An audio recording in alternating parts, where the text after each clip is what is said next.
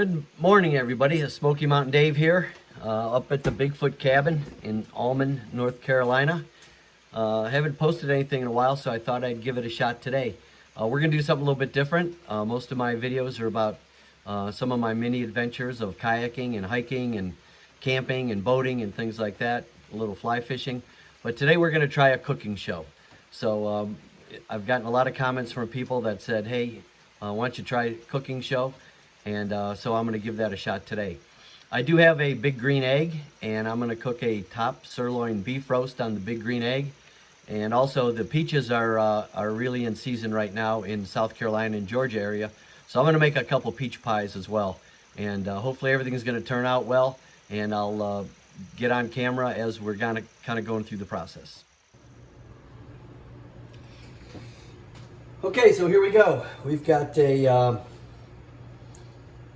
almost a 2.5 pound top beef round roast, and we just picked that up at the local market, and we're going to go ahead and try to put some seasoning on this. Start by rinsing the meat off really good,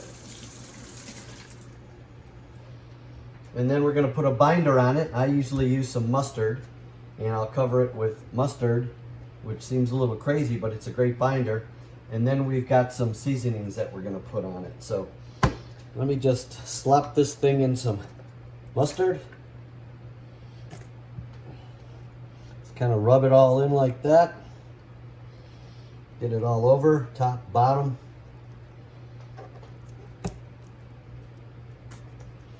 And like I said, I got a big green egg a couple months ago, and I've been experimenting with that with some ribs, and we did a Boston butt, and last week I did some wings. So I'm getting a little bit more used to using the big green egg, and it's got a lot of capabilities, and it has really produced some really good meat so far, especially the ribs. The ribs have turned out really good. Now I've got some butt rub. Everything's better with butt rub on it. It's a unique barbecue seasoning, so we're going to coat this as thoroughly as we can with the butt rub. Give it a nice crust once it gets on the grill. Gives it a nice flavor. And we're going to do this not only on the top of the meat, but we're going to do it on the side. Just pat that in a little bit so it sticks. And the reason it sticks so good is because of that mustard, that little binder that I put on.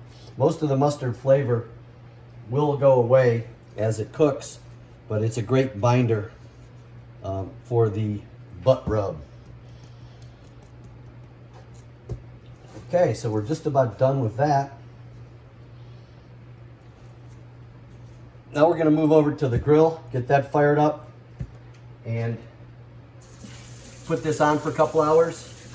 Probably about 3 to 4 hours at 225, and we'll see how it turns out. My big green egg setup.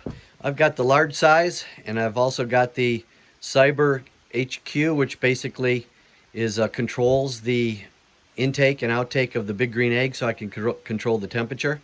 So I've already got the big green egg all set with my lump charcoal.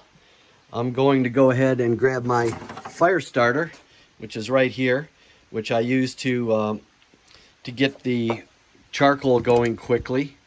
And then I'm going to, we're going to be cooking this indirectly, so I'm going to take the grate off and put an inverter in there, and that will allow me to cook the meat indirectly. So as I go through that, I'll show you how that's going to look, and I'll use a little rack for the roast, and we'll get this baby fired up and see how it turns out. Okay, now we'll get our CyberCloud hooked up. And basically what that does is it controls the fan on the bottom of the big green egg, so it can control the heat as well, the oxygen intake and the relative temperature of the big green egg. So it's pairing right now, so I can hook this up to my phone and control it from my phone once it gets online.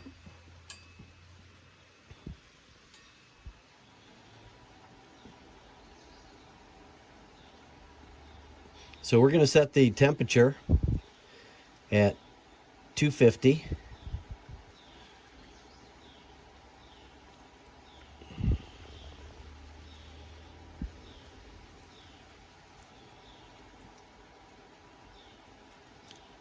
And we're ready to cook. So as soon as that gets up to temperature, and it's got a probe that I can put into the big green egg that tells me what the temperature is in there.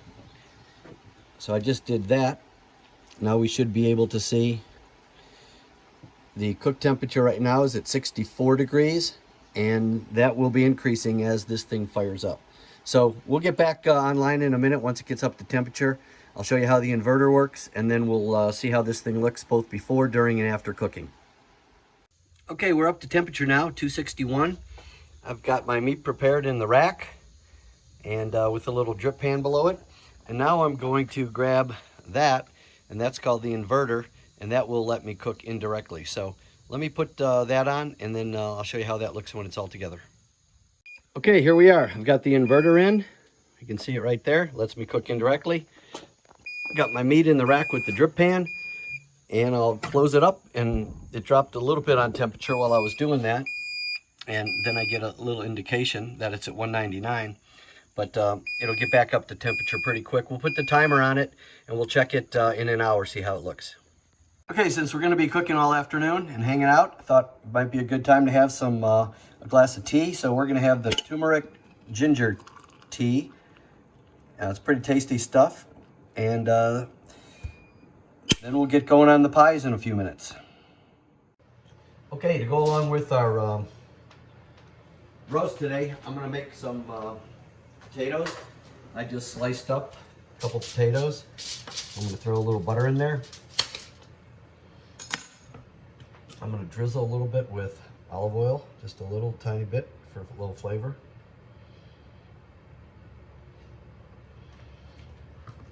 Then, a little more flavor.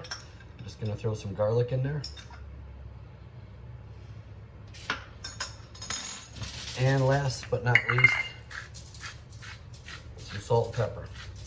I'll throw those right on the grill for about the last hour or so while we're waiting for the roast to get up to temperature.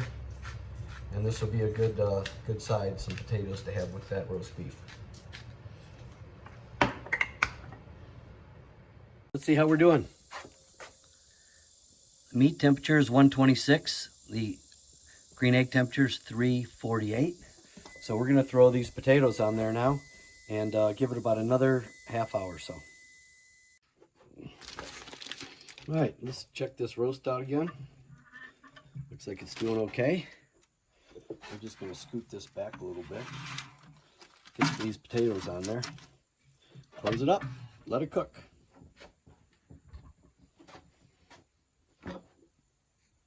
Took the roast out. Looks pretty good. The temperature inside is 129, which is a little higher than I would like it to be, so hopefully we didn't overcook it. But we're gonna let it rest a little bit, and then we're gonna slice it up as soon as those potatoes are done. Get a cold beer and have dinner. Okay, we're cutting against the grain. Very thin. Came out just about perfect in terms of being a little bit on the rare side, which is perfect for this kind of cut.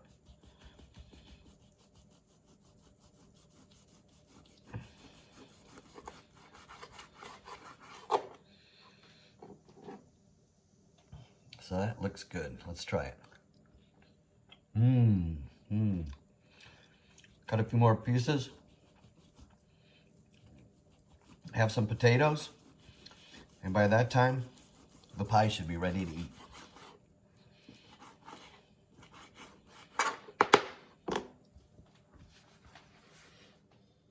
And folks, here is the finished product. I haven't eaten all day, so time to chow down.